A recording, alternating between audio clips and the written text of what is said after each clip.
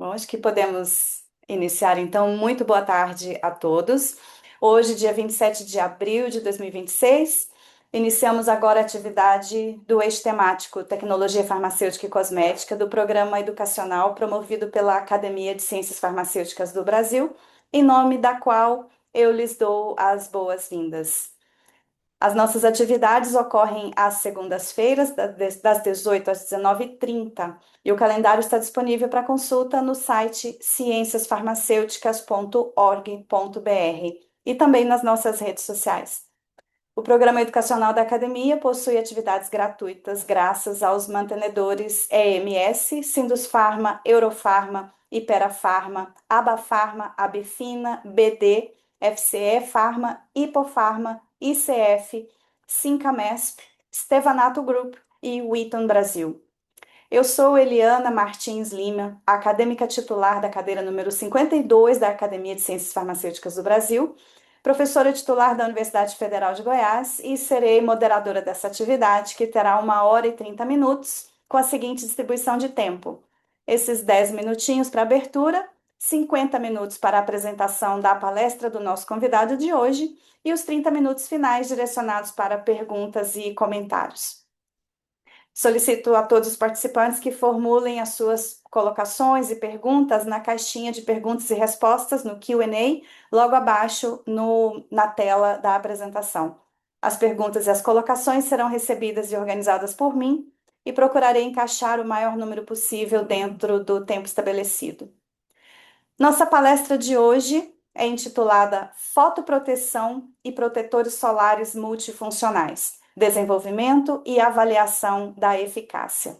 A palestra será ministrada pelo professor Dr. André Rolim Babi, que é farmacêutico bioquímico, doutor em fármacos e medicamentos pela Faculdade de Ciências Farmacêuticas da Universidade de São Paulo, professor associado do Departamento de Farmácia da FCF USP, com experiência e atuação na área de ciência cosmética há mais de 18 anos, envolvendo graduação, pós-graduação e pesquisa. Possui mais de 130 artigos científicos publicados em periódicos nacionais e internacionais e artigos de divulgação. Foi premiado com a menção honrosa do Prêmio CAPES de Teses em 2008 por sua tese intitulada Avaliação in vitro da permeabilidade cutânea da rutina em emulsões cosméticas. Realizou pós-doutorado na Universidade Lusófona de Humanidades e Tecnologias, tem participado em congressos nacionais e internacionais, inclusive com vários trabalhos premiados. Atualmente atua como diretor científico da Fundação Instituto de Pesquisas Farmacêuticas FIP-Farma. Foi contemplado pela FAPESP com 19 auxílios financiados a concluir e ainda vigentes, dentre projetos de pesquisa, bolsa de iniciação científica, bolsas de mestrado, doutorado direto e estágio de pesquisa no exterior. Também contemplado pelo CNPq em vários editais de auxílio e fomento. Orientou 11 mestres, 8 doutores até o momento. E nas atividades de pesquisa, ressalta-se a sua experiência em projetos que envolvem fotoproteção, de sunscreens a non-sunscreens, nanotecnologia aplicada a essa classe de preparações, potencial antioxidante cutâneo, ex vivo, segurança, eficácia cosmética relativas à proteção solar e demais atributos cosméticos. Ao longo dessa apresentação, o professor André vai discutir os principais mecanismos de ação da radiação solar sobre a pele, incluindo os efeitos dos raios ultravioleta, luz visível e infravermelho, bem como estratégias mais recentes para proteção ampla e eficaz. O Dr. André explorará ainda os desafios na formulação de protetores solares que vão além da proteção UV tradicional, incorporando benefícios adicionais como ação antioxidante, antipoluição, propriedades hidratantes, etc. Tenho certeza que todos irão ter um momento excelente de aprendizado, de discussão, e é com muita satisfação que convido o professor André Rolim Babi a iniciar a sua palestra. É uma alegria ter você aqui conosco, André. Professora Liliana, muitíssimo obrigado pela apresentação. Meus cumprimentos a todas e todos, os profundos agradecimentos à Academia de Ciências Farmacêuticas do Brasil pela generosidade deste convite, pela lembrança do meu nome. E é uma imensa satisfação e eu espero que, mesmo modestamente, poder contribuir com a fala sobre esse assunto, o qual eu tenho imensa paixão e Então vamos lá. Muito obrigado mais uma vez a todas e todos. Estou à disposição por todo esse tempo e após o tempo também. Esta é uma fala sobre fotoproteção e protetores solares multifuncionais, desenvolvimento e avaliação da eficácia. Quanto ao nosso conteúdo, para alinharmos expectativas, alguns breves comentários sobre o histórico da fotoproteção e sua relevância, fotoprotetores na atualidade, quais são as nossas expectativas enquanto profissionais da área e também enquanto consumidores, desenvolvimento de protetores solares, os desafios inerentes do desenvolvimento, algo muito particular para esse cenário, fotoprotetores bioativos multifuncionais, o futuro da proteção solar, envolvendo sustentabilidade, novos protocolos de avaliação da eficácia, fotoproteção inclusiva e, como fechamento, algumas considerações finais, um arrazoado sobre este conteúdo. A história da fotoproteção, ela é essencialmente a história da evolução do entendimento do conhecimento científico da interação entre a radiação solar e o tecido cutâneo.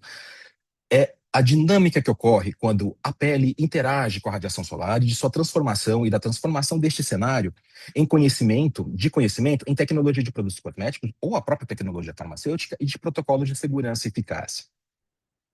Um breve histórico de fotoproteção talvez seja essencial para que nós percebamos de onde nós partimos e o quanto ele ainda impacta o nosso cenário atual. Né? Os protetores solares até meados do século XX, eles eram preparados de menor complexidade, formulações com menor número de componentes, considerando adjuvantes farmacotécnicos, recipientes, considerando os princípios ativos, até porque havia um número restrito de opções e também sem nenhum mecanismo de avaliação da eficácia. Então, começamos a prestar atenção na proteção solar no final da década de 1890, em 1900, quando a primeira divulgação científica nos traz que substâncias químicas eram capazes de proteger a pele da queimadura solar. E este foi, até por volta de 1960, a principal preocupação da proteção solar. Podemos, então, avançar nesta linha de tempo que o primeiro filtro UVA foi nascer somente em 1960 e, neste período de nascimento da proteção solar contra a queimadura até o primeiro filtro UVA, um grande marco foi o lançamento no mercado americano de um primeiro produto comercial contendo uma mistura de 2 filtros UVBs, que não fazem mais parte da nossa realidade, e demais filtros começaram a ser patenteados e lançados ao mercado, como, por exemplo, os derivados do PAB.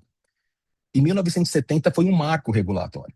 Foi a partir daí que nós entendemos que a proteção solar, o fotoprotetor, poderia ser quantificado em termos de eficácia, poderia ser comparado entre diversas amostras e também regulado pelas agências reguladoras, neste momento, a americana, a FDA. Um salto para 1990 e primeiros anos de 2000, nós temos uma consolidação do conceito de proteção de amplo espectro. Então, nós percebemos que, do nascimento do filtro UVA até o conceito de amplo espectro, tivemos mais um delay de assentamento, de conhecimento, de estabelecimento de conceito do amplo espectro, proteção da pele contra a radiação UVA e UVB concomitantemente, e o lançamento de novos princípios ativos com eficácia diferenciada, proteção de amplo espectro inerente de moléculas muito maiores e com propriedades diferenciadas. A partir de 2015, questões muito acaloradas começaram a fazer parte do nosso cenário da proteção solar, quando percebemos que havia a possibilidade, embora alguns pontos polêmicos, mas há sim a possibilidade de contaminação ambiental com alguns desses princípios ativos e podemos encontrá-los em superfícies e também em organismos vivos. A partir de 2025, um outro marco muito relevante para a proteção solar, o FDA, a Agência de Regulamentação Americana, propõe a classificação do bemotrizinol como um ingrediente ativo protetor solar. E por que esse marco é relevante? Porque é o primeiro filtro a ser aprovado, a ser considerada a aprovação, no intervalo de 26 anos. É um marco, inclusive, de mercado e de maior liberdade para o desenvolvimento de protetores solares no mercado americano. Portanto, atualmente, são discutidos hoje sistemas multifuncionais, esperamos enquanto consumidores, e é o nosso desejo enquanto profissionais da área, discutir sistemas multifuncionais capazes de modular o estresse oxidativo cutâneo, a inflamação, melhorar esse estado da superfície cutânea da pele, a questão da pigmentação, o fotoenvelhecimento, alinhados ainda com o conceito da saúde única, do One Health, sustentados por protocolos cada vez mais multidisciplinares de avaliação da eficácia. E não tem como não fazer alguma menção sobre radiação solar neste cenário, né? Vale a pena resgatar um comentário de Rowland de 2009, que sempre houve alguma estratégia adotada para a proteção solar pelos seres humanos. Ela sempre foi relevante. No primeiro momento, contra a radiação VB, com um olhar voltado para queimadura solar. No segundo momento, a radiação VA, identificação também a sua relação direta com câncer de pele. Então, o conhecimento desta interação da radiação solar com a superfície terrestre e com a pele faz toda a diferença quando pensamos no desenvolvimento de produtos cada vez mais eficazes e, obviamente, mais funcionais, caminhando para o One Health. Então, a Terra, na verdade, ela é irradiada por diferentes tipos de radiação que são classificadas em função do seu comprimento de onda, sendo de maior comprimento de onda a radiação infravermelha, a de comprimento de onda intermediária a radiação visível e a radiação ultravioleta, de exclusiva propriedade da fotoproteção atualmente, de menor intervalo de comprimento de onda, e sendo de menor intervalo de comprimento de onda, carregando maior energia, por isso uma interação diferenciada. E o nosso organismo ele é muito inteligente e percebe essas radiações por sistemas muito distintos. Por exemplo, nós conseguimos perceber enquanto estamos reagindo ou estamos vivenciando a interação com a radiação infravermelha pelo sentir do calor. Nós interagimos com a radiação visível quando nós percebemos cores, nós enxergamos cores e percebemos cores. No entanto, a radiação ultravioleta ela é silenciosa.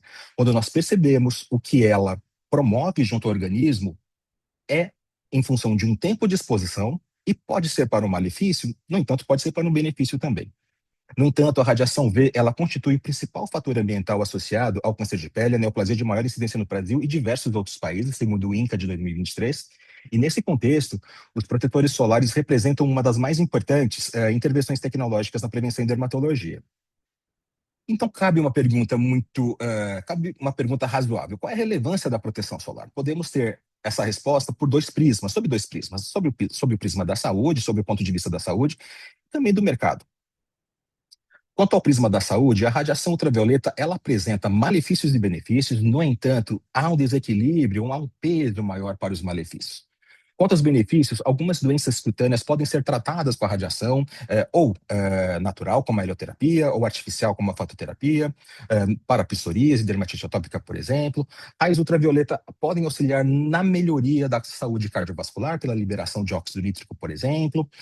A radiação UV é sabida da sua promoção à síntese de vitamina D, fundamental para o organismo, e também a exposição à radiação pode melhorar o humor pela liberação de alguns hormônios. No entanto, os malefícios acontecem em diversas camadas da pele, das de contato direto com o meio ambiente até as mais profundas, interagindo com a derme e suas subcamadas, e a epiderme e suas subcamadas e a derme, promovendo dano no efeito barreira, e dano do efeito barreira torna este tecido mais sensível às intempéries ambientais. O bronzeamento imediato tardio é uma resposta a um dano, a um estresse, não é uma resposta de característica estética, e também pode ter a formação do eritema e a queimadura solar. Com a contínua exposição não protegida, a formação de espécies reativas de oxigênio, supressão do sistema imunológico, por diversos mecanismos, até um desequilíbrio na presença de ácido urânico na sua forma cis ou trans, o fato envelhecimento, danos ao DNA, tanto mitocondrial quanto celular, nuclear, predisposição a doenças e, lamentavelmente, o câncer de pele. E nesse trabalho do nosso grupo, nós conseguimos estabelecer o quanto essa radiação ela pode interagir negativamente com o estrato córneo, a camada da epiderme em contato direto com o meio ambiente. Nesse estudo, nós trabalhamos com participantes, homens e mulheres acima de 18 anos, de diversos fototipos e intervalos de idade distintos. Nós fizemos a coleta do estrato córneo desses participantes por tape stripping. Essas fitas que continham o estrato córneo foram irradiadas artificialmente para avaliar o quanto essa interação, esse estresse UV, poderia interagir com os lipídios do estrato córneo. E nós conseguimos identificar que a radiação UV promoveu dano direto no estrato córneo, independente do gênero, independente do fototipo e também independente da idade. Ocorreu uma alteração dos lipídios da bicamada, e essa alteração de lipídios de bicamada leva a uma redução direta do efeito barreira da epiderme. Portanto, a radiação ela requer, a seu modo, uma maneira de prevenção, de proteção contra danos gerados por ela mesma. Quanto ao mercado, e cabe um complemento sobre essa fala, o mercado global de proteção solar cresce impulsionado pela consciência sobre o câncer de pele. Este é o momento que falamos, que divulgamos e disseminamos essa informação e nos traz a consciência da necessidade, sensibilizamos dessa necessidade da proteção da pele contra a radiação ultravioleta. Preocupação com envelhecimento e qualidade de vida, seremos longevos e essa longevidade teremos que ter esta máquina funcionando por maior período de tempo e também pela demanda de produtos multifuncionais que vai diretamente contribuir para a melhor qualidade de saúde cutânea dos indivíduos, da população em geral. O Brasil, vale ressaltar também que o Brasil é o terceiro maior mercado de cuidados da pele contra a radiação solar do mundo, com perspectiva de crescimento de mais de 60% até 2029, segundo o Euromonitor Internacional. E finalmente chegamos nos protetores solares, que é o assunto desta fala, deste momento de hoje. Segundo a nossa agência regulatória, começar por ela, esta é uma breve definição que é corretíssima em termos de função e eficácia. Protetores solares ou fotoprotetores são produtos tópicos aplicados na pele ou lábios, com a função exclusiva ou principal de proteger esses dois momentos da pele ou lábios, contra a radiação UVA e ou UVB, pelo mecanismo de ação dos princípios ativos, isto é, pelo mecanismo de ação dos filtros ultravioleta, pela dispersão dos raios ultravioleta, pela absorção dos raios ultravioleta e por espalhar os raios ultravioleta. Independente do tipo de filtro, se físico ou se orgânico ou inorgânico, a absorção é o caminho mais eficaz para a proteção da pele contra a radiação ultravioleta. Mas enquanto consumidores, enquanto formuladores, enquanto pensamos nesses produtos, nós temos outras expectativas que são compatíveis com o nosso contexto.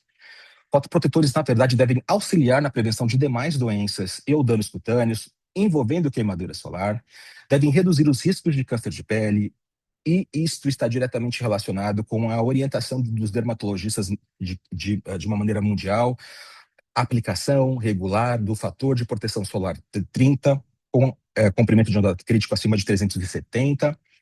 Também os protetores também devem reduzir os sinais ou prevenir o fotoenvelhecimento da pele, dentre outros efeitos nocivos da exposição à radiação UV. E tratam-se de formulações as quais eu considero de extrema complexidade. Se existe uma molécula, um conjunto de moléculas que estarão numa formulação de aplicação na superfície cutânea e vão interagir com a radiação, este produto precisa ter características de extrema segurança. A segurança na cosmetologia ela não é negociável. Então, são formulações complexas, com um número considerável de ingredientes ativos e também de adjuvantes farmacotécnicos que almejam estabilidade físico-química, estabilidade microbiológica, fotoestabilidade. Parece um contrassenso falar de fotoestabilidade no cenário da proteção solar, mas é mais comum do que incomum encontrar sistemas que não conseguem se manter fotoestáveis durante o período de contato com a radiação ultravioleta, alcançar o sensorial adequado, envolvendo cor e também o perfil, o sensorial ao toque, a resistência à remoção não intencional, a resistência ao enxágue, a resistência à água, segurança, mais uma vez, e não é negociável, e também com elevados índices de proteção. Assim chegamos nos princípios ativos, que vão compor esse cenário e proteger a pele da radiação ultravioleta com as melhores intenções. Nós temos hoje duas grandes classes de filtros ultravioleta. Os filtros ultravioleta orgânicos, antigamente denominados de químicos, e os filtros ultravioleta inorgânicos, antigamente denominados de físicos. A terminologia adotada atualmente são filtros ultravioleta orgânicos e ultravioleta inorgânicos. Temos uma maior diversidade de filtros orgânicos, e eles são subdivididos ou subclassificados em filtros do UVA, que absorvem radiação UVA, filtros UVB, que absorvem UVB, e os filtros de amplo espectro, os mais recentes, pelo menos com seus 26, 27 anos de idade, que absorvem radiação UVA e UVB concomitantemente. E este cenário, ele é completamente uma fotografia da evolução da proteção solar na sua linha histórica. Nós sempre nos preocupamos, enquanto agentes da saúde, em proteger a pele da queimadura solar. Portanto, temos o maior número de filtros UVB. Depois de apenas 70 anos veio o primeiro filtro UVA. Então, temos uma menor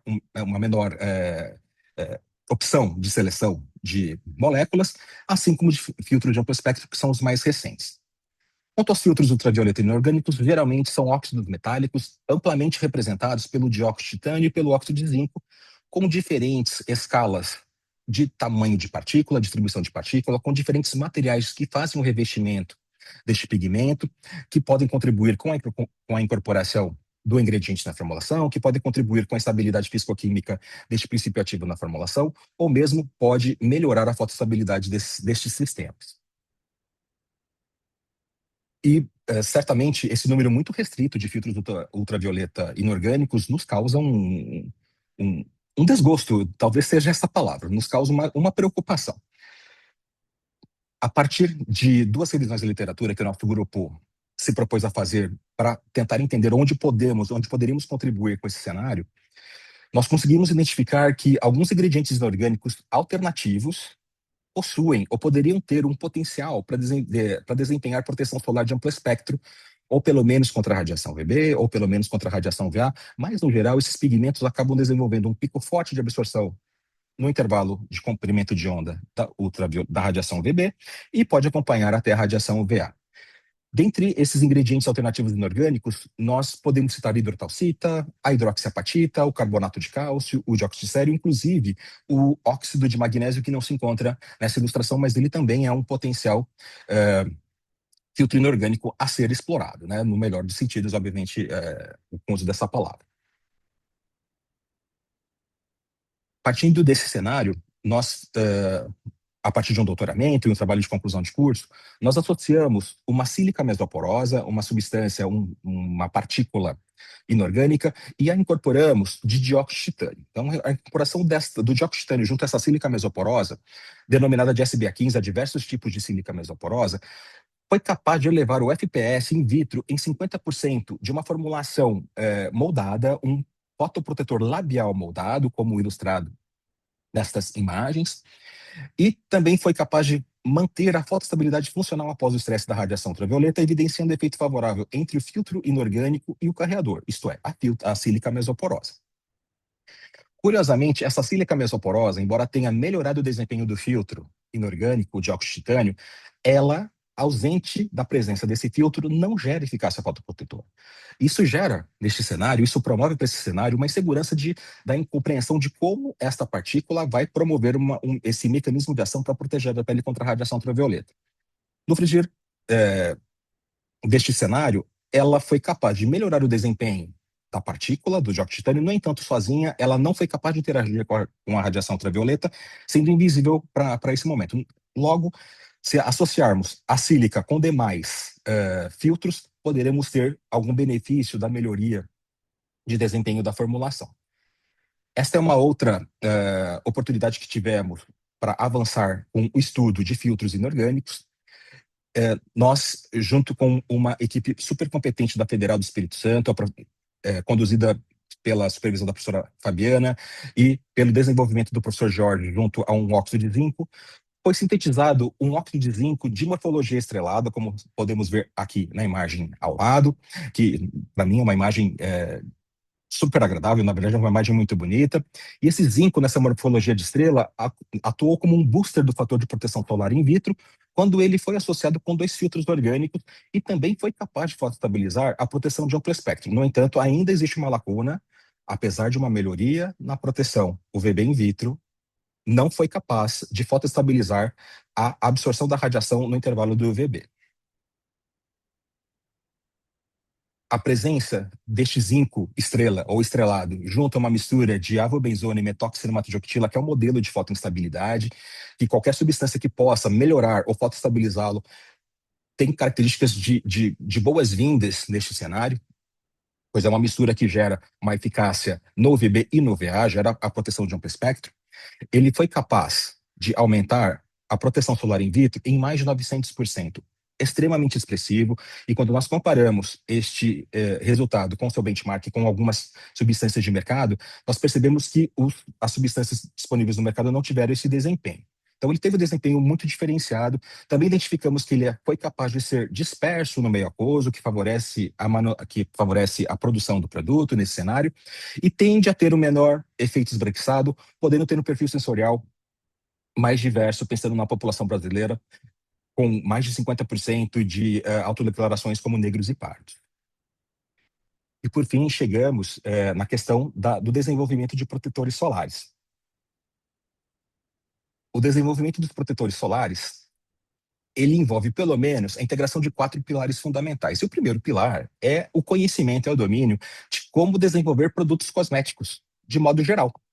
E este é o ciclo do desenvolvimento do produto cosmético. Parte-se da sua concepção, de um briefing, a documentação, as diretrizes que vão ter todas as informações necessárias para o desenvolvimento desse projeto, a avaliação técnica, na qual vai ter o aprofundamento do conhecimento dos ingredientes envolvidos, o material de condicionamento, o mercado, segurança, eficácia, o desenvolvimento da formulação, a etapa de inúmeras propostas de amostras, o complemento do desenvolvimento, onde segurança ela é reforçada, a estabilidade pode ser estabelecida ou reestabelecida, a transposição de escala, o aumento da produção e a manutenção das características do desenvolvimento em laboratório no scale-up, os treinamentos das equipes para essa produção nesse momento, o treinamento de produção, o treinamento de venda, o treinamento de marketing, o lançamento desse produto e ainda um acompanhamento pós-lançamento, que é fundamental para conseguir informações que, caso esse produto não tenha atingido a expectativa, ainda possa ter mecanismos de reversão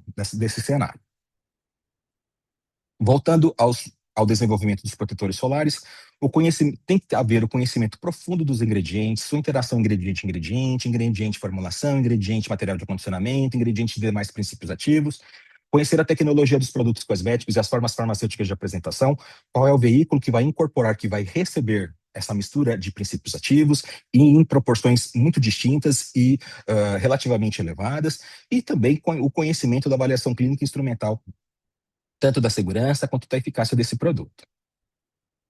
Portanto, as etapas mínimas do desenvolvimento dos protetores solares envolve a seleção de um sistema UVB, um ultravioleta B fortemente absorvedor da radiação, ou pelo menos o que nós entendemos que seja isso. Hoje nós temos uma visão de que filtros ultravioleta, eles, ademais da interação óptica, eles têm atributos biológicos que não foram muito explorados na existência da proteção solar. Então, a seleção de um sistema UVB que vai cuidar da absorção neste intervalo de menor comprimento de onda, a seleção de sistema UVA competente, capaz de alcançar um comprimento de onda crítico de pelo menos 370 nanômetros, a seleção de emolientes, que é fundamental para fotoestabilizar sistemas mais complexos, para auxiliar no desenvolvimento do sensorial mais agradável durante a aplicação e pós-aplicação, para também promover a incorporação de filtros que são lipossolúveis e sólidos à temperatura ambiente e são representados pelos hidrocarbonetos, ésteres, óleos vegetais e silicones. E também a seleção do veículo, que é de extrema permissividade, né? Desde solução até a forma sólida, os moldados, sabendo que cada tipo de formulação é caso a caso, tem que se conhecer todo esse cenário e as consequências da incorporação de uma mistura de filtros ultravioleta, inorgânicos e orgânicos em cada um, e por regra, ou por um mecanismo de formação de filme mais eficaz, quanto maior essa consistência ou esse conteúdo lipídico, melhor o desenvolvimento de formulações mais eficazes. No entanto, apesar destas questões, há desafios e limitações que são inerentes do processo, e conhecer as etapas do desenvolvimento é tão importante quanto conhecer as limitações desse processo. O que nos espera quando nós temos o desafio de desenvolver produtos mais seguros, mais eficazes e com mais atributos cosméticos. De modo geral, as questões que envolvem as limitações e as restrições de desenvolvimento são a obtenção de formulações com fotoestabilidade adequada, a manutenção do fator de proteção solar, a manutenção do comprimento de onda crítica, do fator de proteção UVA em contato com a radiação ultravioleta ou no próprio produto, enquanto no seu material de acondicionamento, alcançar o desenvolvimento de produtos com benefícios e atributos cosméticos adicionais, com atividade antioxidante, por exemplo, muito bem-vinda, hidratação cutânea superficial, um conjunto bastante interessante, e também para melhoria de efeito barreira, já que temos um produto que pode interagir negativamente com os lipídios do protocólio e tendo um desarranjo estrutural da bicamada lipídica. Então, a melhoria da perda de água transepidérmica, a melhoria do efeito barreira também é muito bem-vinda. Alcançar também formulações, mistura de componentes que não gerem incompatibilidade em suas em suas interações e também não gerem interferências funcionais desse produto, como, por exemplo, nós tivemos a oportunidade de trabalhar com um colágeno hidrolisado, com uma capacidade muito interessante para a formação de filme na superfície cutânea. No entanto, a presença do colágeno hidrolisado reduziu expressivamente o fator de proteção solar dessa formulação, contendo um filtro VB em particular e uma mistura de filtros contendo esse UVB e outros dois. E nós identificamos que, por exemplo, questões proteicas poderiam interagir negativamente com alguns filtros ultravioleta. Então, esse é um conhecimento, ele tem que ser fundamental, tem que estar bem sólido para aquele e aquela que irá desenvolver este produto. E também tomar um cuidado na seleção de veículos, ou concentrações, ou misturas que possam favorecer, ou pelo menos não proteger esta atuação exclusivamente na superfície cutânea, evitando a penetração cutânea de princípios ativos, em particular os filtros orgânicos. Este é um exemplo também que vivenciamos no nosso grupo. Nós trabalhamos, uma das tendências é incorporar a biotecnologia no nosso dia a dia de desenvolvimento de produtos cosméticos, e neste caso ela foi levada para a proteção solar. Nós trabalhamos com a biomassa de uma microalga chamada Botrylococcus brownie, com a brilhante participação e supervisão do professor João Carlos Monteiro de Carvalho, nosso colega da unidade, sendo esse o mestrado da Maíra Ariede. Neste estudo, nós trabalhamos com duas classes de formulações, uma formulação derivada de uma emulsão polimérica, uma outra formulação mais tradicional, e identificamos diversos cenários que conduzem a esta limitação, a essas limitações do desenvolvimento de protetores solares. Como, por exemplo, nós conseguimos identificar que a emulsão tradicional gerou um FPS superior in vitro. No entanto, a emulsão polimérica não foi capaz de elevar este parâmetro ou mesmo gerar um parâmetro mais adequado.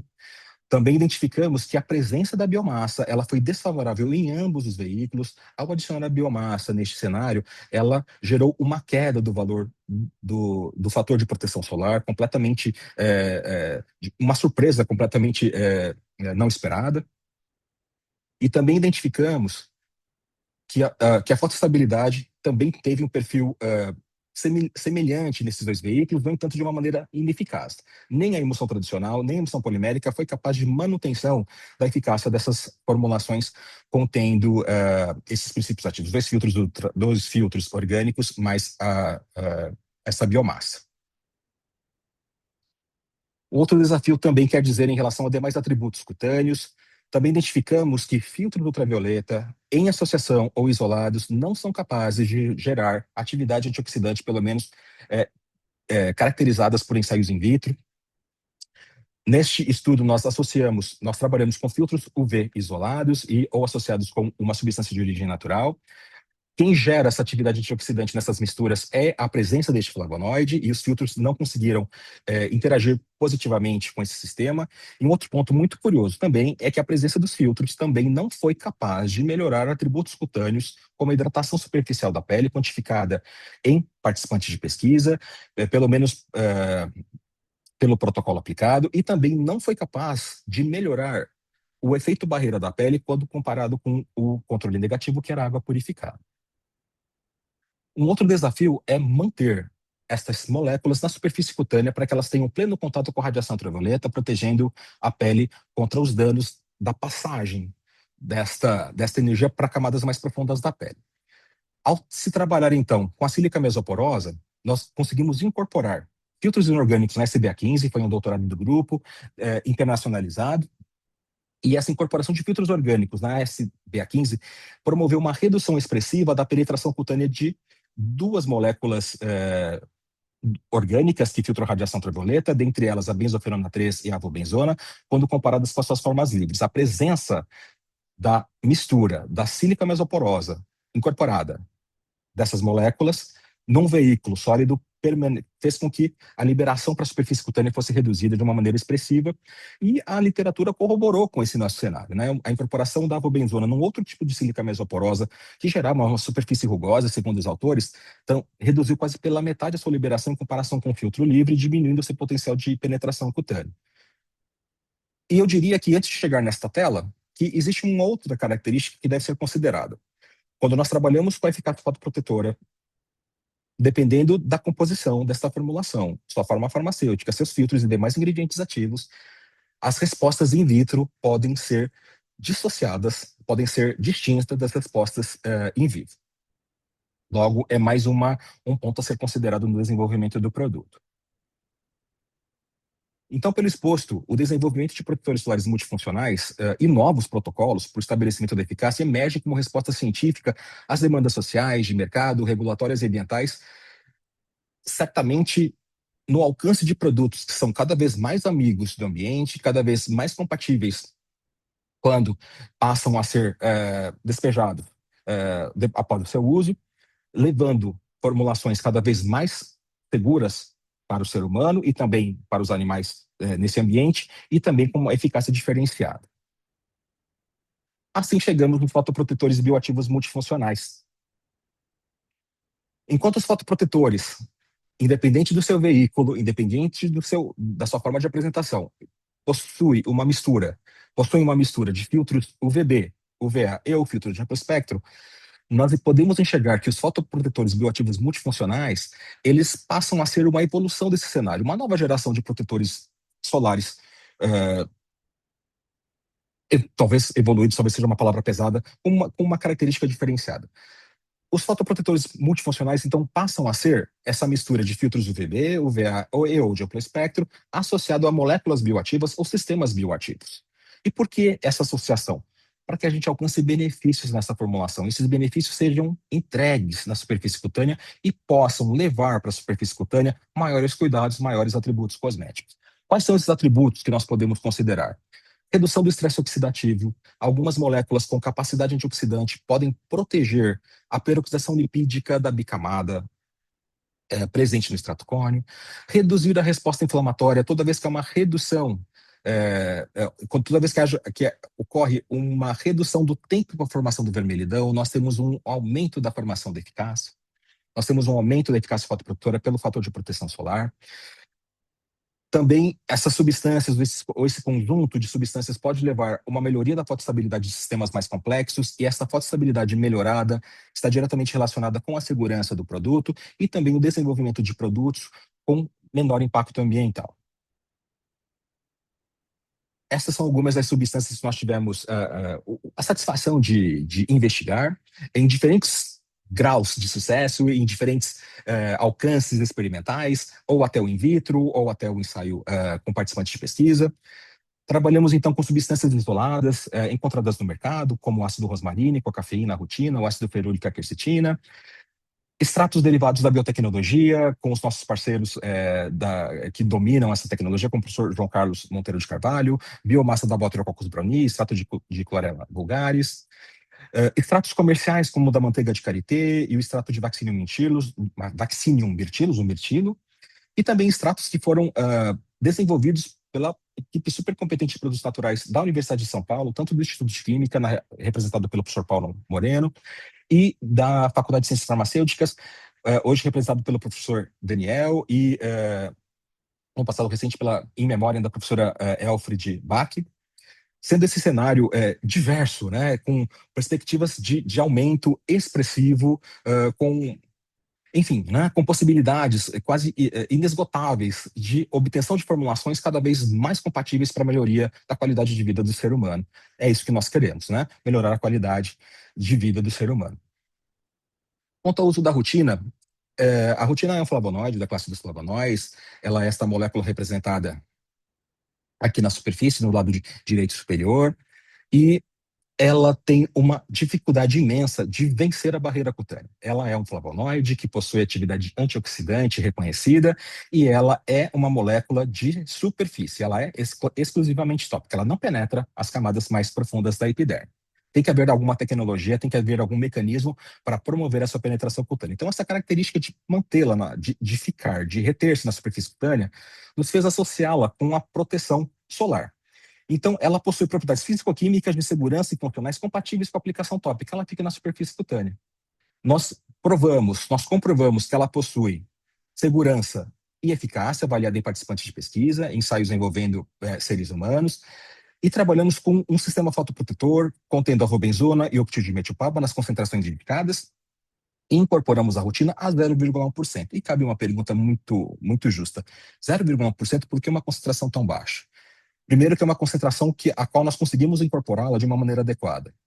E a outra resposta é que nessa concentração ela apresenta eficácia muito, muito interessante. Então, a partir do momento que nós incorporamos a rotina nesse sistema, contendo um filtro VB e um filtro VA, nós aumentamos ou doamos para essa formulação a atividade antioxidante. Então, passamos a ter um sistema fotoprotetor multifuncional.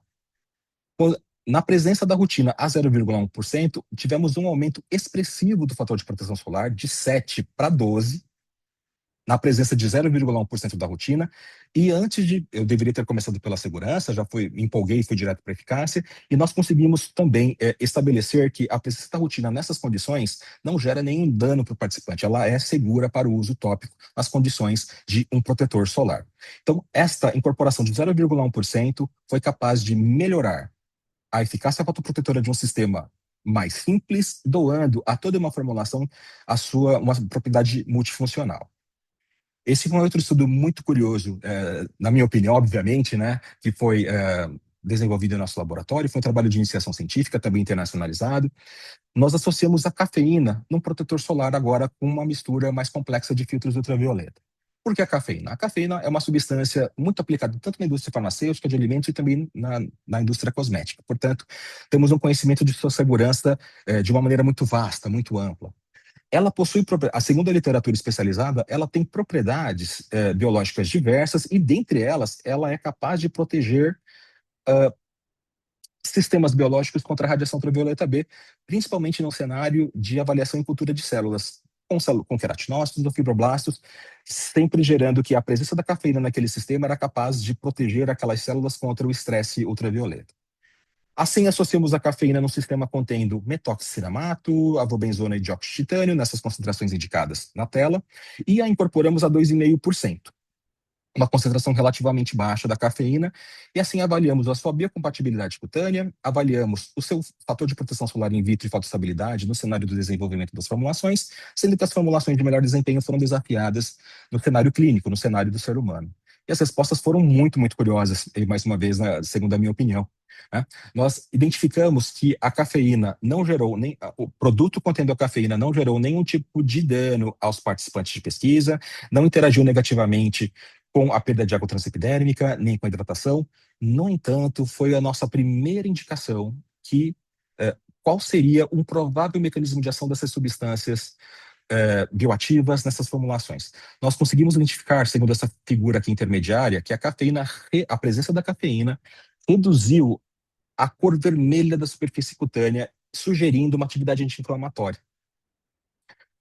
E o que faz sentido quando pensamos que, se ela foi capaz de reduzir o vermelhidão, ela está associada com o aumento da eficácia fotoprotetora, que foi comprovada pela determinação desse parâmetro. Então, a formulação livre de cafeína obteve FPS um pouco maior que 15 e a 2,5 de cafeína, FPS acima de 19, e o ensaio in vitro acompanhou esse resultado. E uma outra questão muito curiosa foi que ela foi capaz de estabilizar esse sistema, e cada vez que essa formulação passava por um estresse ultravioleta, era mantido ou aumentado o seu desempenho fotoprotetor. Isso nos gerou uma boa interação com os pares, ganhando uma premiação no Congresso Brasileiro de Cosmetologia, a divulgação científica no formato de um artigo completo, e também o reconhecimento da FAPESP com uma bolsa de iniciação científica para a Viviane, que foi incrível realmente na condução desses experimentos, desafiadores à época. Outras moléculas das quais nós desafiamos também nesse cenário foram o ácido ferúlico e o ácido rosmarínico. O ácido ferúlico a 1%, gerando 2 doutorados para o grupo, que foi capaz de elevar tanto o fator de proteção solar quanto o fator de proteção UVA de uma formulação contendo filtros mais modernos. Isso é uma resposta muito, muito favorável.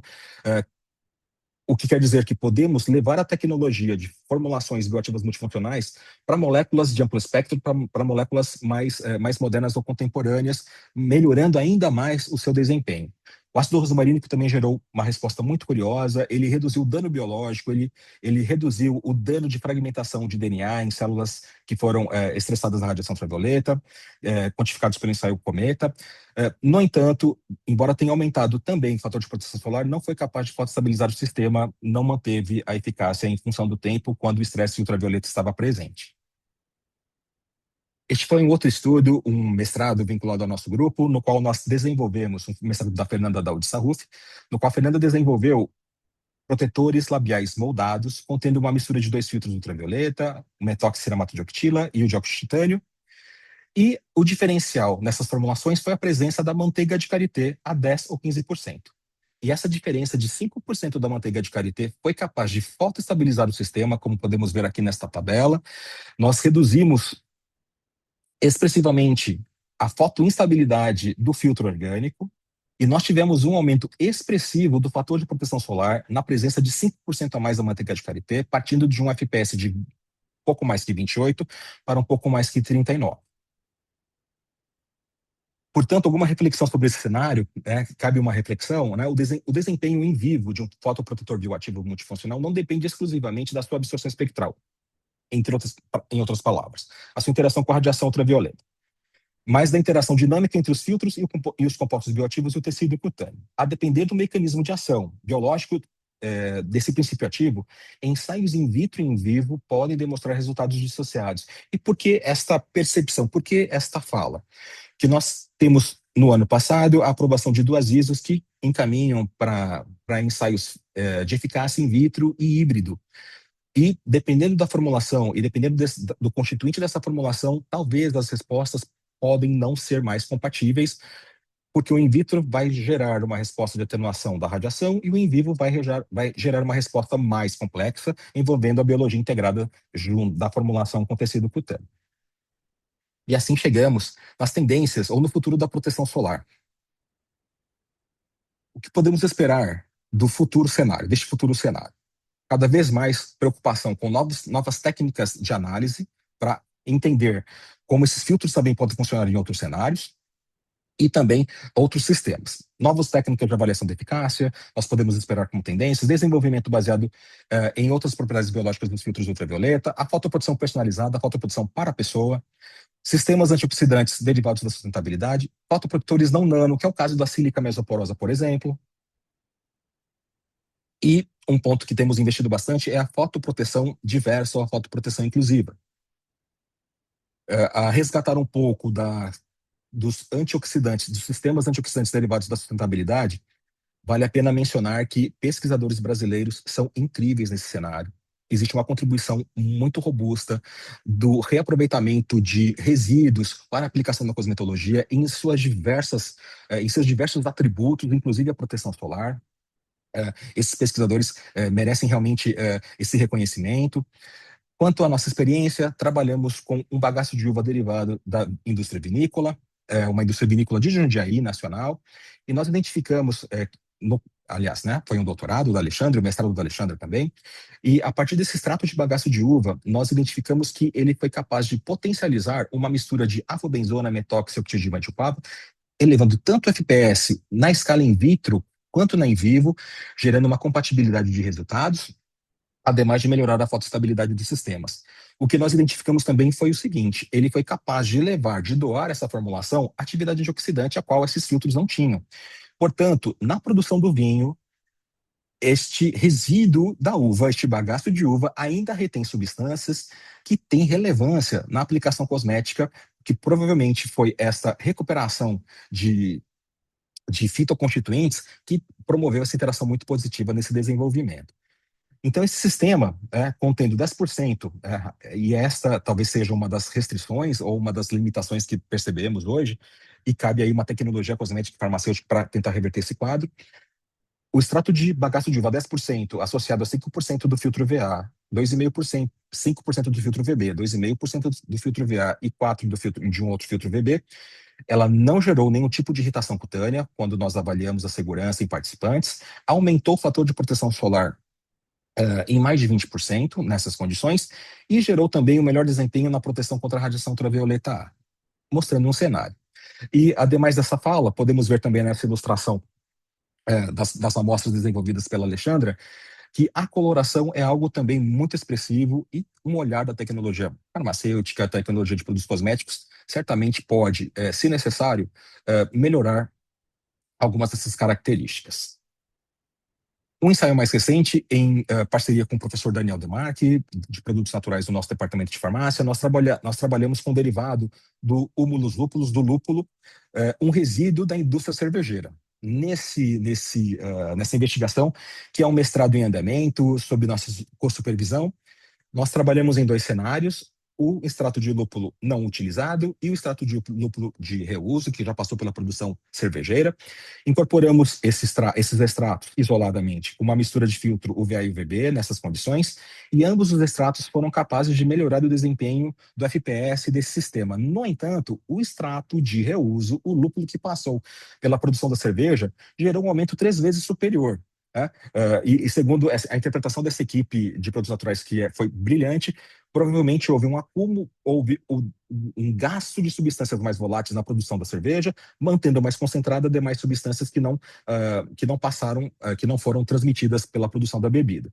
O extrato de lúpulo puro demonstrou atividade antioxidante in vitro moderada e, curiosamente, o extrato de reuso não gerou atividade antioxidante detectável. E essa foi uma divulgação da agência FAPESP, promovendo o estudo, que é financiado também pela agência de fomento.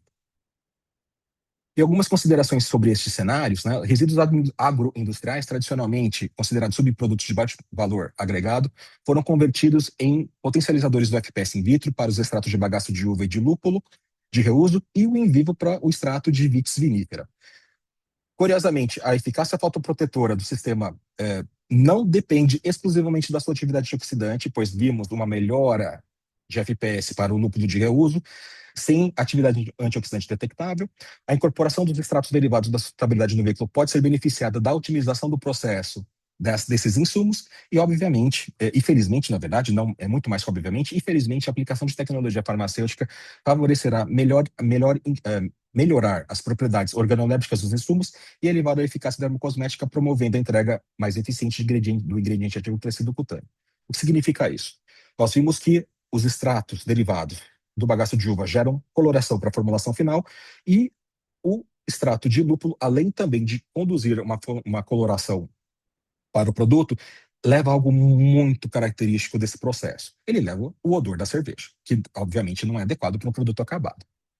Chegamos também em novos protocolos para avaliação da eficácia, e cabe um resgate também desse histórico. A partir da década de 90, nós tivemos a publicação de métodos para avaliação da eficácia no Brasil, né, no Japão, nos Estados Unidos, na Europa, na Austrália e na Nova Zelândia. A partir de 2000, o Brasil adotou métodos do FDA, ou COLIPA, ou da Europa, para a comprovação do FPS em participantes, com atualização em 2022.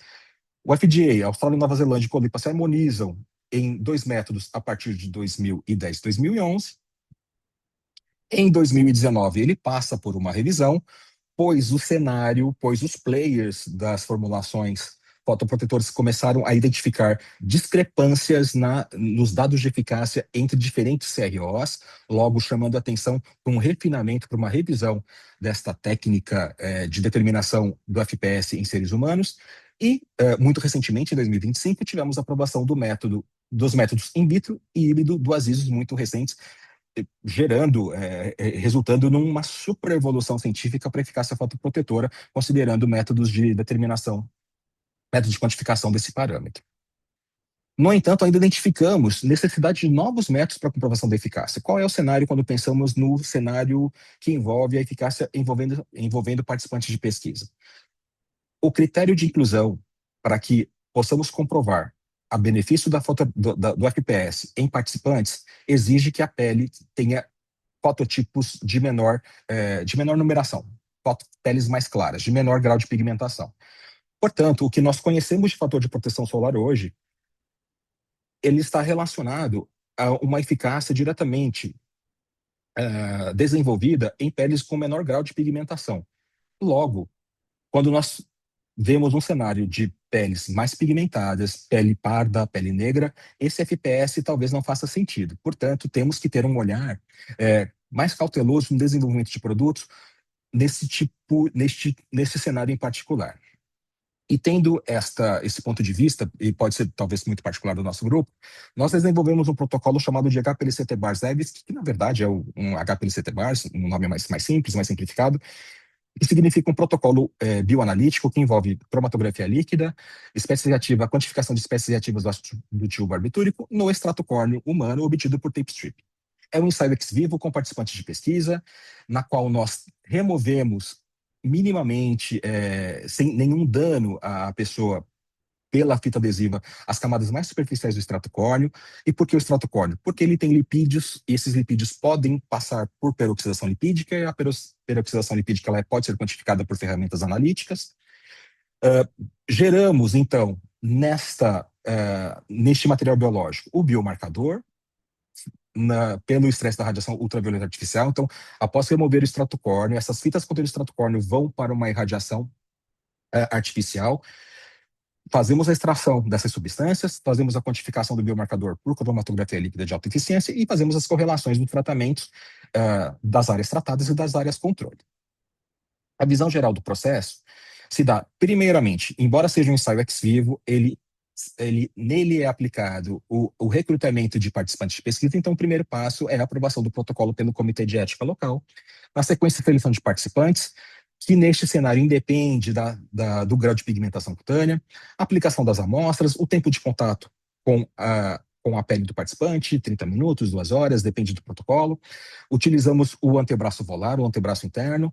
Fazemos, depois desse tempo, a coleta do extrato córneo por tape stripping, que preserva a sua composição, pelo menos por um período de tempo.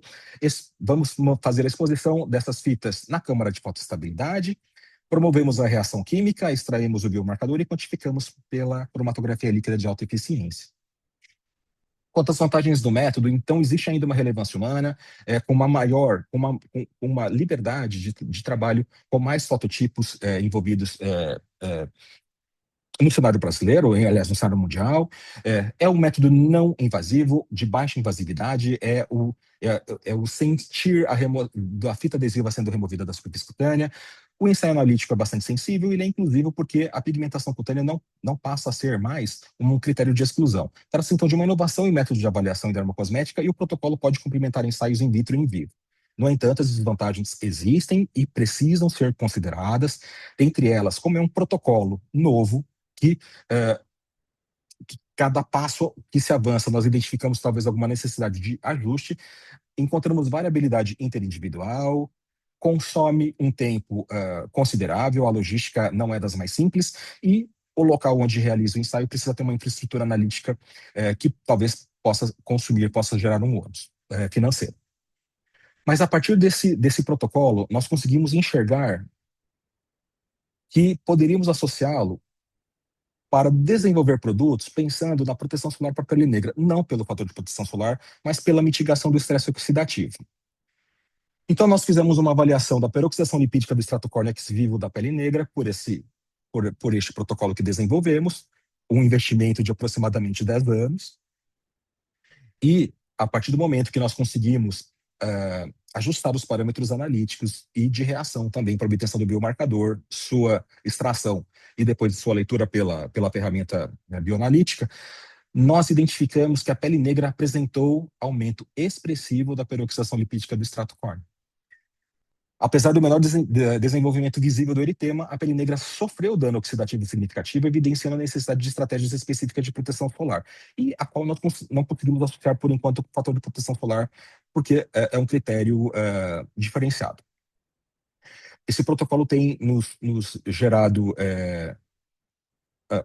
algumas gratas oportunidades, como premiação no Congresso Brasileiro de Cosmetologia em 2 ocasiões. A nossa pesquisadora foi contemplada com uma bolsa de pós-doutorado para pesquisadores e pesquisadoras negros e negras, da Pró-Reitoria de Inclusão e Pertencimento da Universidade de São Paulo, e temos um projeto vigente hoje para tentar alinhar esse protocolo, refiná-lo o mais perto da sua aplicação no desenvolvimento de protetores solares para a pele negra. E a considerar que a peroxidação lipídica do extrato córneo humano ex vivo é mensurável e esta fração do tecido sofre dano decorrente da interação com a radiação e que a camada mais externa da pele de participantes de pesquisa negros teve elevação expressiva da lipoperoxidação após o estresse da radiação V, existe um cenário promissor, extensionista, para o avanço do cuidado farmacêutico, quando a gente pensa na orientação para a manutenção da saúde da pele de pessoas negras.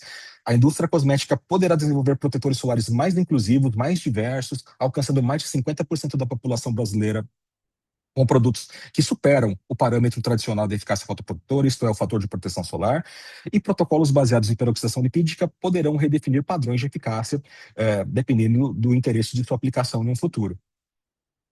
E um outro cenário também sobre desenvolvimento de métodos de eficácia, nós, a saber que a interação de alguns filtros gera um desempenho diferenciado e que a interação ótica não justificava plenamente esse cenário, nós decidimos, então, por mapear propriedades biológicas desses filtros, mapear outras propriedades. Então, nós fizemos um mapeamento de filtros UV pelo protocolo HPLC-TBARS e também fizemos um mapeamento de filtros UV para atividade anti-inflamatória cutânea por fluxometria laser Doppler. E rapidamente, nós identificamos que filtros ultravioleta interagem de maneira distinta com a superfície do extrato córneo, e nós identificamos que, para participantes caucasianos, o octocrileno e o salicilato de octila são aqueles que geram desempenho favorável para a mitigação do estresse oxidativo cutâneo, e que, quando nós pensamos em moléculas que melhoram o desempenho fotoprotetor, além da interação ótica com propriedade anti-inflamatória, que também tem a ver com a melhora do FPS, benzofenona, octocrileno e salicilato de octila também geraram esses perfis mais favoráveis. Portanto, o desenvolvimento hoje do produto acabado pode ser considerado de uma frente não exclusivamente mais da interação ótica dos filtros ou a mistura dos filtros com a radiação ultravioleta, mas também com esses endpoints biológicos diversos, levando formulações cada vez mais seguras e eficazes, controlando essa integração de mecanismos biológicos de ação. Quantas considerações finais? O desenvolvimento contemporâneo de protetores solares deve ser compreendido como uma plataforma tecnológica multifatorial. Cada vez mais competências são necessárias para que a gente avance em produtos cada vez mais seguros, multifuncionais e eficazes. Capaz também de identificar e ou prever efeitos ópticos e biológicos integrados, não dependendo da formulação, é impossível separá-los, na qual segurança, eficácia fotoprotetora, fotoestabilidade, diversidade sensorial e inclusão e sustentabilidade são dimensões indissociáveis. Essas são algumas das referências consideradas, consultadas para esta fala, na fala desta noite. A declaração do uso da inteligência artificial nas ilustrações sob supervisão deste autor. E eu finalizo com um imenso agradecimento por essa oportunidade e finalizo a fala neste momento. Professora Eliana, colegas, muito obrigado. Eu que agradeço, André. Acho que a gente teve hoje aqui uma participação extraordinária, quase 200 pessoas é, participando, assistindo, comentando, e aqui você está recebendo aí muitos aplausos e agradecimentos. Muito Acho que você obrigado. trouxe para nós não só uma visão geral do assunto, mas aquilo que a gente sempre imagina e que hoje a gente, como professor, pesquisador, a gente precisa se preocupar, principalmente na formação dos jovens que são nossos alunos, é para onde isso vai, né? Quais são os caminhos, quais são os rumos que essa área do conhecimento, para onde ela caminha, né? E acho que você trouxe isso para nós também de uma maneira muito clara, muito boa. E te agradeço mais uma vez pelo aceite ao convite e, e pelo, pelo tamanho da carga de conhecimento que você compartilhou aqui com a gente hoje. Foi realmente muito bom. E, Obrigado. bom, eu tenho aqui a minha tarefa, como nós temos ainda uns 25 minutos, nós temos diversos comentários e algumas perguntas para você. É, eu vou fazendo aqui algumas perguntas. Acho que a primeira, ela foi, a Maria Cristina fez a pergunta dela logo no comecinho da sua fala. Eu acredito que você tenha respondido muito já do que ela disse, Pois não. que ela solicita que você fale um pouquinho sobre os fotoprotetores biológicos. Aí ela pergunta aqui sobre as melaninas fúngicas de uso em fotoprotetores, se podem ser usadas sem adição de fotoprotetores sintéticos com algum tipo de eficácia. E completa com a pergunta sobre o efeito no meio ambiente, que há controvérsia sobre o branqueamento de recifes de corais devido a toneladas de filtros que estão presentes nos oceanos. E pergunta a sua posição sobre os produtos ecologicamente corretos oriundos de fontes sustentáveis. Acho que é uma boa pergunta para começar uma discussão. Uma excelente pergunta, professora. Maria Cristina é o nome Isso. da... Uhum. Maria Cristina, muito obrigado pela pergunta. Eu vou tentar resgatar todas as falas aqui, mas a primeira que está vívida aqui na minha memória, que é o uso desses materiais biológicos na proteção solar.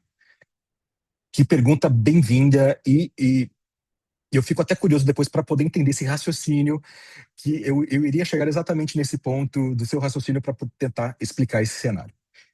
Quais são as limitações? Eu acho que talvez uma resposta de trás para frente faça mais sentido, considerando produtos biológicos com propriedades fotoprotetoras, né? Num produto final acabado, né? Quando nós pensamos num cenário de que a eficácia fotoprotetora ela se dá pela mensuração, pelo menos no nosso contexto, do fator de proteção solar, cujo endpoint biológico necessita de um participante de pesquisa que responda à interação com a radiação ultravioleta, seria talvez eticamente, preciso tomar cuidado com as palavras, talvez fosse eticamente um pouco mais complexo trabalhar com uma formulação que não tivesse filtros tradicionais, porque nós temos que garantir que esse participante ele sairá do processo da definição da eficácia deste produto, de um produto que vai protegê-lo da radiação ultravioleta. Minha experiência, pelo menos até onde vai o in vitro, é que produtos biológicos ou formulações que não contêm filtros tradicionais não geram eficácia fotoprotetora, pelo menos da maneira que nós entendemos como fator de proteção solar. Até um resgate existe a sílica mesoporosa é um exemplo disso, embora não seja biológico, é um exemplo disso. A sílica mesoporosa, ela apenas melhora o desempenho se houver a presença de um filtro tradicional. Sozinha, ela é invisível para a radiação ultravioleta, logo ela não gera eficácia fotoprotetora e talvez no ser humano gerasse uma questão extremamente ética, incompatível para levar para um FPS em vivo uma formulação que não contivesse, que não apresentasse demais componentes. Sobre a segurança ambiental. Uh, Existe sim, segundo os grandes players, né, minha escala é muito menor do que esses grandes players, aqueles que produzem produtos acabados, e esses produtos acabados têm acesso às áreas de recreação, aos outdoors, né? É, a polêmica se dá nos protocolos de investigação para o entendimento da interação dessas substâncias com o meio ambiente, né? É, nesse cenário de ainda não haver, e essa minha fala, ela é uma fala alinhada com players mesmo, talvez se eu tivesse um pouco mais de profundidade de conhecimento nesse cenário, talvez eu tivesse um outro ponto de vista, mas segundo os grandes players, um ponto que merece ser considerado quando pensamos em contaminação ambiental, e ele tem que ser considerado, se a gente pensa na saúde única, tem que ser considerado sim, estabelecer um protocolo que possa ser reproduzido mundialmente e gere essas respostas mais robustas para que realmente essa polêmica pode ser pelo menos minimizada, porque sempre vai haver uma polêmica, porque é o caminho do uso de substâncias, né? É água e água que vai até o ambiente. Quanto ao meu ponto de vista, eu acho que quando nós pensamos nos fotoprotetores multifuncionais, a nossa intenção, além de melhorar esse desempenho do produto acabado com multifuncionalidade e uma melhora da eficácia fotoprotetora também, ela naturalmente deveria doar essa formulação um menor impacto ambiental, porque nós vamos alcançar demais benefícios sem substâncias sintéticas adicionais. E daí cabe, obviamente, também considerar quais dessas substâncias são biodegradáveis, não acumulam no meio ambiente e também não bioacumulam em organismos vivos. Eu não sei se era isso, Maria Cristina, mas esse é um cenário que eu consigo apresentar, de acordo também com a minha opinião e conhecimento na área.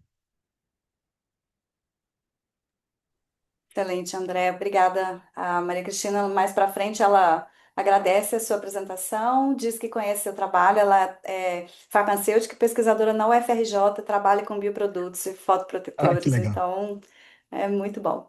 É, eu vou tentar reunir algumas perguntas que mais ou menos tangenciam o mesmo tema, e eu acho que você vai poder dar uma visão geral sobre várias delas ao mesmo tempo. Existem muitas pessoas aqui questionando sobre como fazer a determinação do fator de proteção solar, né? E a discrepância entre os valores obtidos in vitro e in vivo. É, agora não me lembro quem que eu li aqui atrás, a pessoa está perguntando aqui. A Ana Paula diz assim. qual seria um método simples in vitro para o fator de proteção solar, porque sempre aparece Mansur 86, né? Quer dizer, é meio que é, parou ali, né? E então, e algumas pessoas perguntando, a Fernanda pergunta sobre a proposta de metodologia para substituir os métodos em vivo usando robôs para garantir uma reprodutibilidade na Sim. espalhabilidade, né? Qual a sua visão sobre isso? Então, Uhum. fala um pouquinho sobre os métodos in vitro, métodos em vivo, essas correlações, aquilo que a gente pode esperar que daqui para frente. E acho que, inclusive, uma das questões que você trouxe por último e que me chamou muita atenção é saber que tudo que nós temos hoje de medida de fator de proteção solar e valores determinados e que são os rótulos dos produtos que nós usamos foram determinados apenas para um tipo de pele, né? Então, isso é que nos precisa nos intrigar e nos fazer e buscar alternativas para outros métodos que possam responder a essa necessidade, porque proteger do sol não é simplesmente não ficar com a pele toda vermelha do dia seguinte, né? Então, acho que é isso aí Exato. que é importante de ser compreendido, né? Então, passo para você, André. Professora, muito obrigado. Eu peço desculpas, já não me lembro os nomes, mas essa pergunta ela é muito bem-vinda e eu acho que protocolo de análise ele é fundamental para que a gente tenha cada vez mais como responder às nossas perguntas. É o que eu quero dizer com isso. Parece uma fala estranha, né? Mas nós não curiosamente, né? Considerando que desde 1900 nós temos essa visão de protetor solar, sendo o primeiro em 1928. Nós, e mesmo em tecnologia cosmética, e segundo a minha visão, ninguém precisa concordar comigo, mas nós avançamos em tecnologia de ingredientes e produtos de uma maneira espetacular. Conhecemos e avançamos diversas tecnologias, o advento da nanotecnologia, e hoje uma polêmica também é produtos não nano em algumas partes mundiais. No entanto, o que não acompanhou a tecnologia de produtos e de ingredientes, a tecnologia de protocolos. Os protocolos ficaram muito restritos aos nossos conhecimentos. Por exemplo, o fator de proteção solar, a sua primeira divulgação foi em 1956. Peço muitas desculpas que eu não me lembro o nome do autor agora. Para que somente em 1970 fosse considerado pela agência regulatória americana. Então tem um delay muito grande entre protocolos que vão estabelecer uma resposta que precisa ser reprodutível e a gente sabe que não é. Por isso, tantos ajustes, né, nas ISOs, quando envolvem seres humanos, em períodos de tempo, esses ajustes são necessários. Mas, enfim, estou colocando um cenário de que esses protocolos sempre vão ter que ser atualizados. É impossível não atualizá-los. Não temos uma resposta porque nós temos avanços em tecnologias de produto. Enfim, né, para a eficácia fotoprotetora, quando nós pensamos em eficácia para a quantificação do FPS, quantificável, reprodutível e comparável, nós trabalhamos com seres humanos, com pigmentação cutânea de menor intensidade, para que a sua interação desses participantes com a radiação ultravioleta artificial possa gerar o eritema que um agente da área da saúde consiga identificar. E ele vai comparar o quanto esse eritema é formado na presença e ausência da presença do fotoprotetor. E assim este quociente leva um número, né? Então, quanto maior o número deste quociente, desta divisão de área protegida por não protegida, maior é a proteção daquela área num período de tempo. Não é um mais tempo de proteção, é proteção naquele período de tempo. Reaplicação de 2 em 2 horas. É assim que funciona. Então, não é a proteção por mais tempo, mas assim naquele período de tempo. Nesse cenário, peles mais pigmentadas talvez não gerassem a observação mais conveniente da formação do eritema, por isso, no protocolo foi identificado que era uma característica de não inclusão. Então, o que nós temos hoje é como a professora Eliana comentou, nós temos um fator de proteção solar, um número que nos fala sobre eficácia fotoprotetora, que é destinado para fototipos de menor pigmentação. Isso não quer dizer que a pele negra ou pele mais pigmentada não necessite, e foi nesse protocolo que nós identificamos claramente um dano de bicamada lipídica em 30 minutos perdão, né, em 2 horas de exposição à radiação ultravioleta numa irradiância. Esse é o cenário que nós temos em vivo. Eu acho ainda que o in vivo gera a melhor resposta, ainda por quê? Porque nós temos a variável biológica, colegas, né? E o que eu quero dizer com isso? Se numa formulação fotoprotetora, já já eu chego no in vitro, e se numa formulação fotoprotetora eu incorporo uma substância que é capaz de interagir com o meu endpoint biológico, que eu quero dizer com isso, que nós queremos dizer com isso. Se eu tenho uma substância capaz de atrasar a formação do vermelhidão, atrasar a formação do eritema, eu tenho um aumento do fator de proteção solar e não é pela interação óptica, é por um outro mecanismo de ação, como, por exemplo, uma atividade anti-inflamatória. E isso justifica porque tantas empresas geram respostas distintas de eficácia fotoprotetora. Também, então, isso é uma variável. Um outro ponto é o treinamento do pessoal que faz o ensaio nessas CROs, nesses centros de pesquisa clínica. O treinamento dessa equipe, ela é minuciosa, é o treinamento desde o peso da aplicação do produto pela digital para que uma aplicação mais forte não promova uma penetração cutânea potencial da formulação na superfície cutânea, danificando a formação, danificando a geração da resposta. É cheia de variáveis. No entanto, mesmo sabendo de todas essas questões biológicas, não tem como trabalhar com o ser humano como participante de pesquisa. São desafios inerentes do processo, por isso o nosso número não é tão amigável. Partimos com 10 participantes, 12, 20, e sabemos ensaio clínico com um número expressivo de pessoas. É necessário ter um controle matemático, estatístico muito rigoroso, até para validar o resultado, e sempre tem que ter um controle, é uma formulação controle que vai dizer que aquele ensaio está validado para aquela resposta, né? Agora vamos para o ensaio in vitro. A Europa, o continente europeu, aprovou uma ISO in vitro, exclusivamente in vitro, e não é pelo método de Mansur, acho que foi a Ana Paula que perguntou, é, é por uma técnica chamada espectrofotometria de refletância difusa, é um equipamento que ele nasceu, que ele foi concebido exatamente para isso. Ele quantifica parâmetros fotoprotetores num sistema in vitro, né? Ao invés de aplicar o produto na pele do ser humano, aplica-se num substrato, numa superfície rugosa que mimetiza a superfície cutânea, e ele consegue quantificar pela esfera de integração parâmetros de FPS, proteção UVA, comprimento de onda crítica e diversos outros parâmetros. Mas é in vitro. Ele não consegue absorver no seu cenário respostas integradas biológicas com a pele. Ele não consegue perceber se uma presença. ah, já dou um exemplo muito real, né? Se a presença de uma lantoína vai gerar uma atividade anti-inflamatória suficiente para interferir na eficácia fotoprotetora. E uma eficácia, uma interferência muito positiva, na verdade, que vai aumentar o FPS, né? Ele não vai conseguir ter esse tipo de leitura. A leitura dele é ótica, né? É interação com a radiação ultravioleta naquele momento. Então vem a Europa com essa ISO, que é exclusivamente in vitro no cenário, que ela que ela propõe que, quando realizado este ensaio, tem algumas características, equipamentos, irradiação, controle de temperatura da área, mais de um tipo de substrato. E quando nós começamos a ouvir essa proposta, e que já, na verdade, se tornou real, em algum momento eu até ouvi de um dos participantes desse cenário que ela era inclusiva. Meu único ponto, uma das minhas críticas é que não impossível, né, não é possível, perdão, né, impossibilidade não se trata dessa maneira, que não é possível caracterizar este ensaio como inclusivo, porque nós não temos percepção de FPS em peles mais pigmentadas. Não temos esse parâmetro. Não existe esse parâmetro.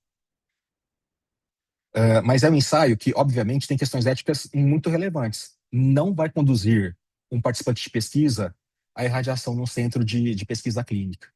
Alguns desses participantes saem com queimadura, saem com hiperpigmentação desse local. Mas é o método que nós conhecemos para responder. Proteção solar na área cosmética não é o produto mais conveniente, não é o produto mais simples. Até porque quando a gente pensa que é uma molécula, um conjunto de moléculas que vai interagir com a radiação, obviamente não são moléculas tão simples assim, né? Então veio essa proposta do continente europeu, e eles certamente tiveram os motivos dele, mas o padrão ouro ainda é o padrão que envolve o ser humano nesse cenário. O outro ensaio que foi aprovado chama-se ensaio híbrido, que também avalia de uma maneira não invasiva no participante,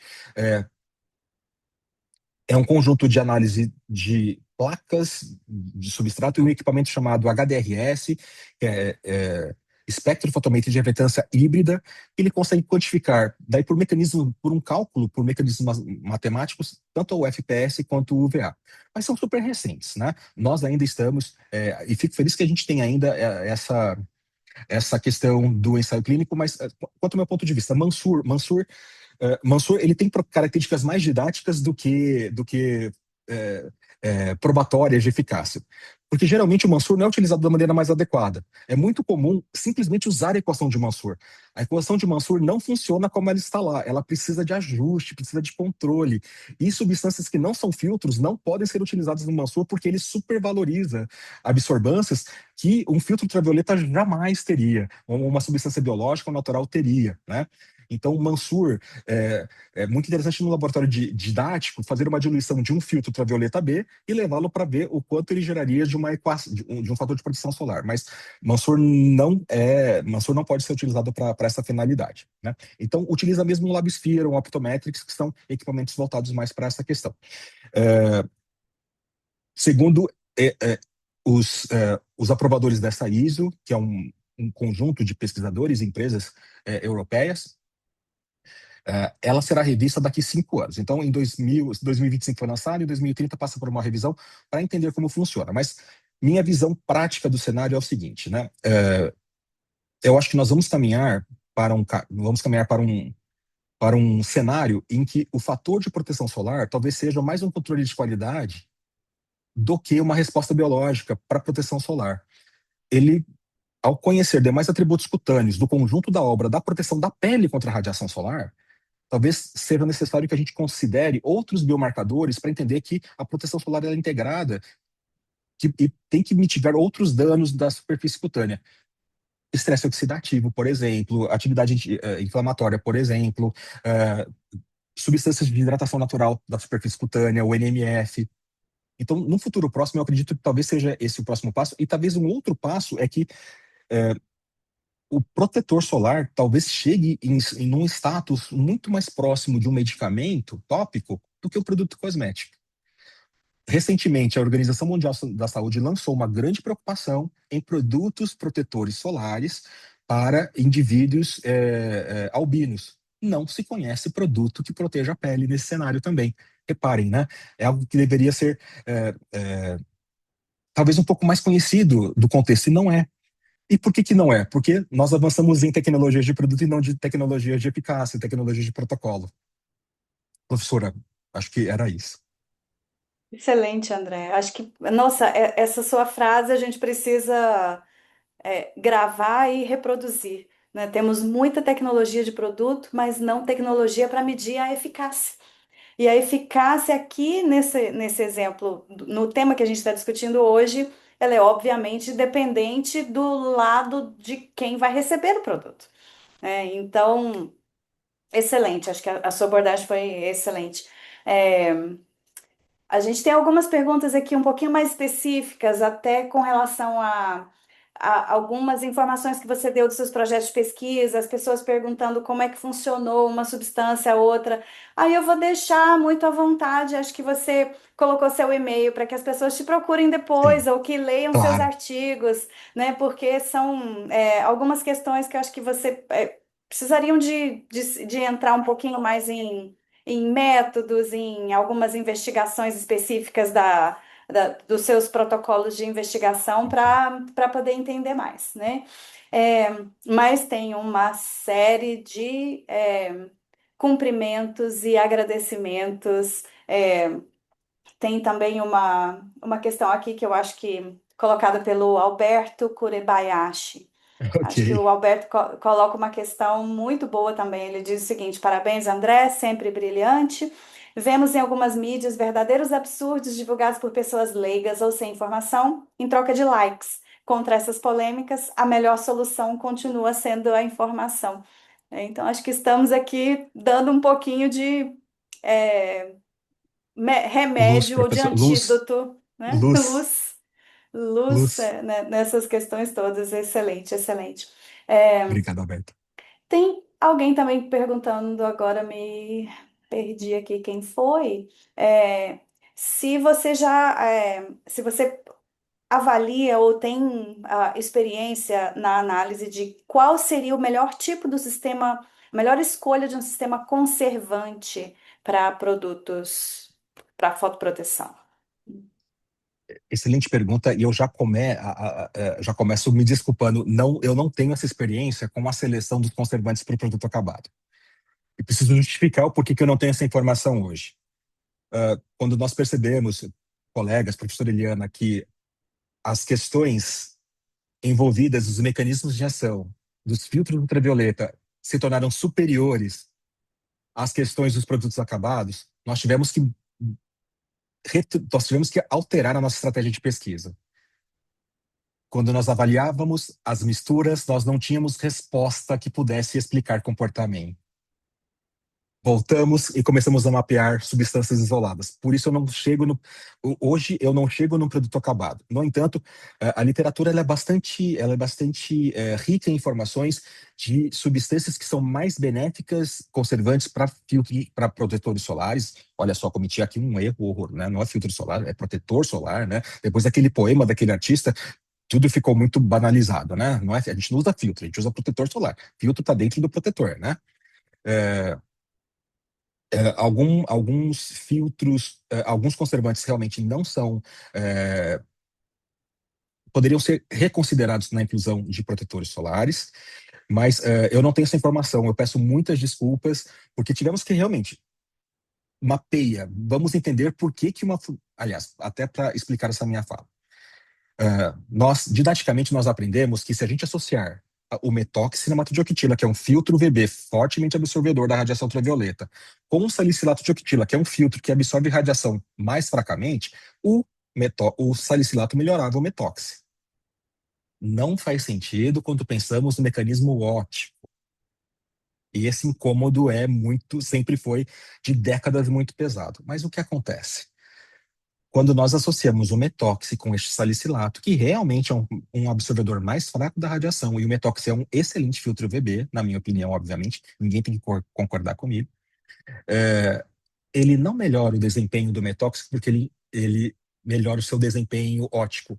Ele tem propriedades anti-inflamatórias e mitiga o estresse oxidativo da superfície cutânea. Ele tem um mecanismo biológico que interfere no mecanismo do primeiro filtro mais forte. Descobrimos isso recentemente. Questão de últimos 4 anos. Um outro caso é a benzofenona 3. Super polêmica de uso de contaminação ambiental, de segurança para a pele. É um filtro altamente anti-inflamatório que talvez pudesse até passar por um reposicionamento. Por isso estou justificando toda essa fala para dizer, eu peço desculpas, nós não avançamos em conservantes para protetores solares acabados. Excelente, André. Acho que você conseguiu abordar muito bem. Existem algumas perguntas tem algumas que eu é, mantive sem expor aqui para não te colocar numa saia justa, porque assim a Ok, gente entraria em algumas polêmicas. Então, acho que como a sua obrigado. primeira participação aqui no na nossa atividade educacional, não iria te colocar nessa saia justa, mas eu preciso reforçar o meu agradecimento. Pelo seu aceite a estar aqui conosco, a todo o conteúdo que você compartilhou conosco de uma maneira tão didática, tão clara e de forma tão necessária, trazendo ângulos de percepção ainda não explorados e principalmente o que eu falei mais cedo, né? Como que para que rumo essa área vai, né? O que que a gente pode planejar, o que que a gente pode esperar que isso venha pela frente. Eu acho muito importante essa sua isso que você lançou também, que de repente daqui a pouco tempo as agências regulatórias possam começar a perceber que a proteção solar vai além de cosmético, né? Mas é importante, acabou de me ocorrer aqui, eu acho que é importante que ela sempre, pelo menos em algum grau, ela se mantenha como cosmético para que ela seja acessível, né? Acessível de maneira indiscriminada, porque é melhor um pouco do que nada em muitas circunstâncias. Então, acho que é tudo uma questão de equilíbrio e de acesso, Professora né, à Silvia, a gente população. que a prevenção permaneça acessível, que a prevenção ao futuro Exato. câncer de pele permaneça sempre acessível. Uhum. Exatamente. Então, com isso, eu gostaria de te agradecer novamente, encerrar a atividade de hoje, agradecendo a todos que estiveram aqui conosco, cerca de 200 pessoas, em nome da Academia de Ciências Farmacêuticas do Brasil, e em especial ao professor Dr. André Rolim Babi, que nos trouxe contribuições extremamente relevantes na área de fotoproteção e de algumas ideias para o futuro, né? Aproveito para informar que na próxima segunda-feira, no dia 4 de maio, teremos a palestra com o tema Período Perimenopausal, necessidade de reposição hormonal, avaliação multiprofissional e a importância do laboratório na dosagem hormonal. O link das informações está sendo compartilhado no chat agora e exatamente às 19h30, 31, encerramos agora a nossa transmissão. Um grande abraço a todos, obrigada, André, obrigada a todos que participaram conosco e até a nossa próxima atividade. Obrigado a todos e todas, foi uma satisfação. Muito obrigado.